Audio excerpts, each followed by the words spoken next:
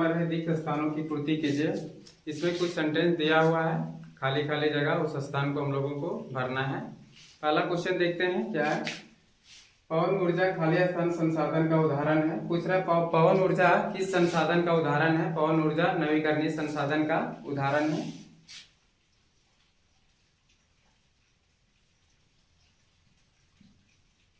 नवीकरणीय संसाधन का उदाहरण है। दक्कन लावा पठार में खाली स्थान मिट्टी पाई जाती है। दक्कन लावा पठार में किस कलर की मिट्टी पाई जाती है, ये पूछ रहा है। दक्कन पठार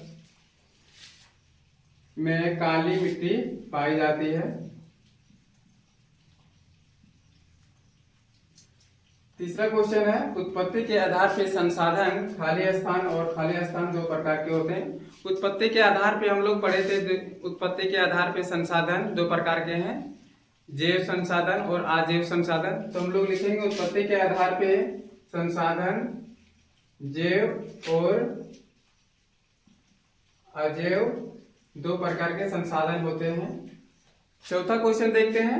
प्रधानमंत्री कौशल विकास योजना खाली स्थान ईस्वी में प्रारंभ की गई थी। प्रश्न पूछ रहा है कि प्रधानमंत्री कौशल योजना किस वर्ष शुरू हुआ था।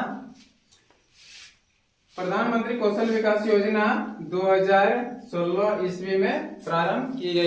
क्वेश्चन नंबर 2 में है सही उत्तर लिखें। क्वेश्चन नंबर 2 में 4 क्वेश्चन है, इसमें से 4 क्वेश्चन में 3-3 ऑप्शन है।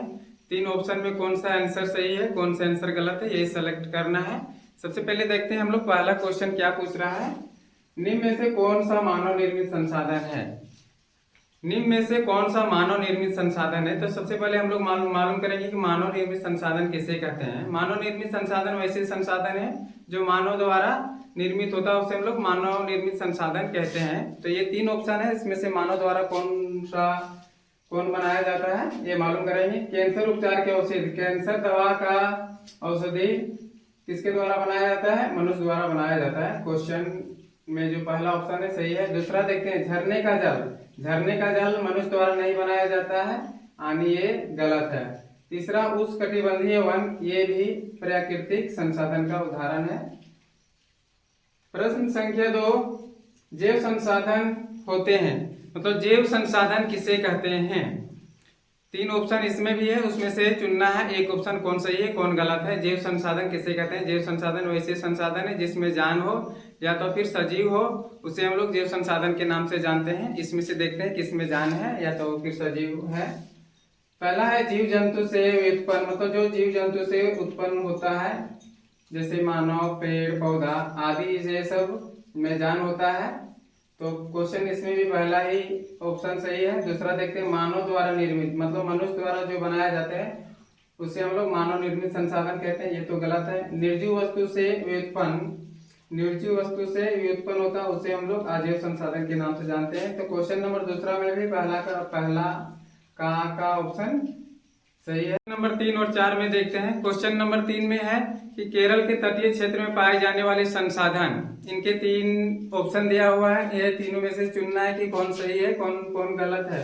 पहला है थोरियम, दूसरा है लोहा, तीसरा है यूरेनियम। थोरियम जो केरल के तटीय रेतों में पाए जाने वाले संसाधन है।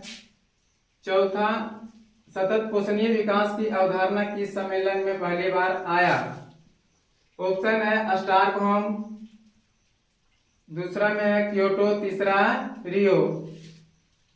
रियो में सतत पोषणीय विकास की अवधारणा पहली बार हुआ। सतत पोषणीय विकास किसे कहते हैं। सतत पोषणीय विकास उसे कहते हैं जो जिस संसाधन का हम लोग वर्तमान समय में उपयोग कर रहे हैं और भविष्य के लिए संरक्षण करते हैं, उसे हम लोग सतत पोषणीय विकास के नाम से जानते हैं। सतत पोषणीय विकास का सबसे पहले अवधारणा जून 1992 ईस्वी में हुआ था। जगह का नाम था रियो डी जानेरियो। प्रश्न संख्या 3 में पूछ रहा है कि निम्नलिखित प्रश्नों का उत्तर दीजिए। निम्नलिखित मतलब 2 से अधिक प्रश्न दिया गया है। इसमें से क्वेश्चन नंबर 3 में 4 प्रश्न दिया गया है।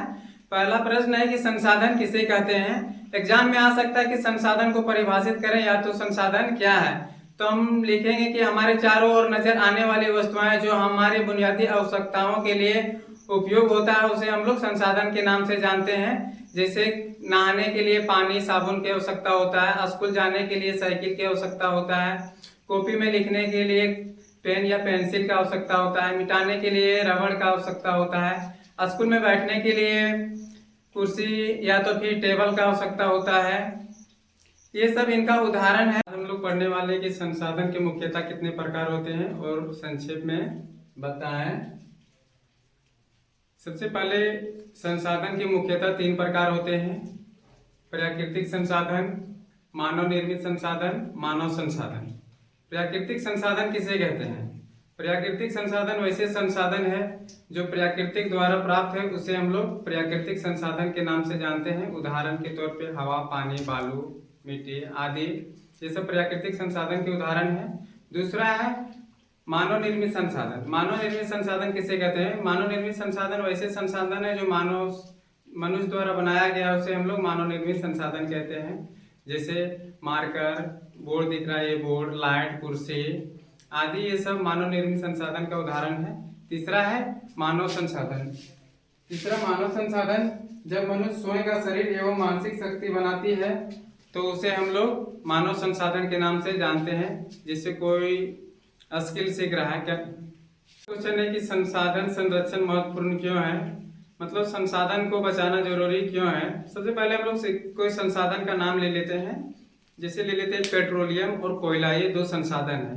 भविष्य में हो सकता है कि ये दोनों संसाधन खत्म हो सकता है, तो इसे इन संसाधनों को हम लोगों को संरक्षण कैसे करना चाहिए या तो फिर इन संसाधनों को कैसे बचाना चाहिए। इन संसाधनों को कम से कम उपयोग करना चाहिए, जहां जरूरी है वहीं पे उपयोग करना चाहिए, तब हम लोग संसाधन को बचा पाएंगे। डिफिनेशन देखते हैं। डिफिनेशन: संसाधन संरक्षण महत्वपूर्ण है क्योंकि हमारे जीवन में बढ़ती हुई आवश्यकताओं के कारण संसाधनों का दोहन व्यापक स्तर पर हो रहा है। मतलब हमारे जीवन में बहुत सारी आवश्यकता है, उसके अनुसार हम लोग संसाधन का बहुत ज्यादा व्यापक स्तर पर दोहन कर रहे हैं, मतलब खत्म कर रहे हैं। प्राकृतिक संसाधन कोयला, पेट्रोलियम अधिक उपयोग होने के कारण समाप्त हो सकता है। ये बोले कि ये 2 संसाधन भविष्य में कभी भी खत्म हो सकता है, इसलिए इन संसाधनों को कम से कम उपयोग करना चाहिए। प्रश्न संख्या 4 है कि सतत पोषणीय विकास क्या है, किसे कहते हैं, इनके सिद्धांतों को बताइए। सतत पोषणीय विकास उसे बोलते हैं जिन संसाधनों को हम लोग वर्तमान में उपयोग करते हैं और भविष्य में भी इनका उपयोग हो, इसका संतुलन बना रहे, उसे हम ये विकास कहते हैं। इनके सिद्धांत देखते हैं कि पहला सिद्धांत है मानव जीवन की गुणवत्ता को बढ़ाना है। दूसरा है पृथ्वी की जैव विविधता का संरक्षण करना है। तीसरा है प्राकृतिक संसाधनों का सदुपयोग हो। चौथा है संसाधनों का पुनः उपयोग किया जाए। ये चारों इनके सिद्धांत हैं। क्वेश्चन नंबर देखते हैं लघु उत्तरीय प्रश्न में कि मानव एक संसाधन कैसे है। मानव एक संसाधन कैसे है, इसका आंसर लिखेंगे। मानव एक संसाधन है क्योंकि मनुष्य अपना शारीरिक एवं मानसिक शक्ति का विकास करके शिक्षा, तकनीक, स्वास्थ्य एवं कौशल की सहायता से नई वस्तु का निर्माण करने के लायक बनता है, इसलिए मानव एक संसाधन है। इसका उत्तर है मानव एक संसाधन कैसे है, जब कोई व्यक्ति अपने शरीर और मानसिक शक्ति को बढ़ाता है और शिक्षा, तकनीक, कौशल की सहायता से जब कोई नई वस्तु को बनाता है तो उसे हम लोग मानव संसाधन के नाम से। लघु उत्तरीय प्रश्न में दूसरा नंबर क्वेश्चन में है संभाव्य और वास्तविक संसाधन में अंतर बताएं। प्रश्न पूछ रहा है कि संभाव्य संसाधन और वास्तविक संसाधन में अंतर क्या है। तुम लोग लिखेंगे सबसे पहले संभाव्य संसाधन एक साइड और एक साइड वास्तविक संसाधन और बीच में एक खड़ी लाइन दे देंगे। संभाव्य संसाधन वैसे संसाधन है जिनकी मात्रा ज्ञात नहीं होती है। संभाव्य संसाधन वैसे संसाधन है जिनकी मात्रा ज्ञात नहीं होती है, और वास्तविक संसाधन वैसे संसाधन है जिनकी मात्रा ज्ञात होती है। और संभाव्य संसाधन वैसे संसाधन है जिनका उपयोग वर्तमान समय में नहीं होता है, और वास्तविक संसाधन वैसे संसाधन है जिनका उपयोग वर्तमान समय में होता है। उदाहरण के तौर पे हम लोग देखते हैं संभाव्य संसाधन के एक उदाहरण यूरेनियम है और मोनाजाइट है, और वास्तविक संसाधन के उदाहरण कोयला, पेट्रोल। अगला क्वेश्चन है कि स्थानीय संसाधन क्या है और झारखंड के संदर्भ में बताइए। तो स्थानीय संसाधन वैसे संसाधन है जो कोई खास स्थान पे पाया जाता है, उसे हम लोग स्थानीय संसाधन के नाम से जानते हैं। जैसे झारखंड में कोयला, बालू, माइका आदि ये सब उनके उदाहरण हैं। और देखते हैं स्थानीय संसाधन क्या है, झारखंड के संदर्भ में बताएं। स्थानीय संसाधन वैसे संसाधन है जो निश्चित स्थानों पे पाए जाते हैं, उसे हम लोग स्थानीय संसाधन के नाम से जानते हैं। जैसे कोयला, तांबा, पेट्रोल, यूरेनियम, ये सब स्थानिक संसाधन है जो कहीं कहीं निश्चित जगह पे पाया जाता है। हम लोग झारखंड के संदर्भ में देखेंगे कि झारखंड में कौन सा ऐसा संसाधन है जो झारखंड में ज्यादातर पाया जाता है। झारखंड में कोयला और माइका युक्त मिट्टी, बालू, ये सब खास तौर पे झारखंड में पाया जाता है। इसका आंसर लिखेंगे झारखंड के संदर्भ में कोयला, बालू, माइका युक्त मिट्टी खास तौर पे झारखंड राज्य में पाए जाने वाले संसाधन है। अगला क्वेश्चन है चौथा नंबर, पूछ रहा है नवीकरणीय और अनवीकरणीय का विश्लेषण करें उदाहरण के सहित। तो लिखेंगे नवीकरणीय संसाधन का उदाहरण और अनवीकरणीय संसाधन का उदाहरण और डिफिनेशन साथ में। तो सबसे पहले लिखेंगे नवीकरणीय संसाधन और इसको इस तरह से हम लोग सजा देंगे। फिर इसका डिफिनेशन लिखेंगे कि वैसे संसाधन नवीकरणीय संसाधन कहलाते हैं जिनका दोबारा हम लोग उपयोग करते हैं, उसे हम लोग नवीकरणीय संसाधन कहते हैं। उदाहरण के तौर पे पवन ऊर्जा और सौर ऊर्जा है। और अनवीकरणीय संसाधन लिखेंगे वैसे संसाधन जिनको हम लोग एक बार उपयोग करने के बाद दूसरी बार उपयोग नहीं कर पाते हैं, और वैसे संसाधन जिन्हें बनने में लाखों वर्ष लगता है उन्हें हम लोग अनवीकरणीय संसाधन के नाम से जानते हैं। जैसे कोयला, पेट्रोलियम और प्राकृतिक गैस है। देख लेते हैं इस बोर्ड पे क्या लिखा हुआ है। नवीकरणीय संसाधन लिखेंगे फिर वैसे संसाधन जिनका उपयोग दोबारा हो उसे हम लोग नवीकरणीय संसाधन कहते हैं। उदाहरण है पवन ऊर्जा और सौर ऊर्जा। अनवीकरणीय संसाधन डायरेक्ट देखिए लिखेंगे वैसे संसाधन जिनकी मात्रा ज्ञात हो और एक बार समाप्त होने के बाद दोबारा बनने में लाखों वर्ष लगता हो, उसे हम लोग अनवीकरणीय संसाधन कहते हैं। कोयला, प्राकृतिक गैस और पेट्रोलियम इसका उदाहरण। अगला प्रश्न है जैव और अजैव संसाधन क्या है। तो दोनों का डेफिनेशन लिख देंगे और इन दोनों का उदाहरण लिख देंगे। सबसे पहले जैव संसाधन। जैव संसाधन वैसे संसाधन जो सजीव होते हैं उसे हम लोग जैव संसाधन कहते हैं। जैसे जीव, जंतु, मानव आदि इनके उदाहरण है।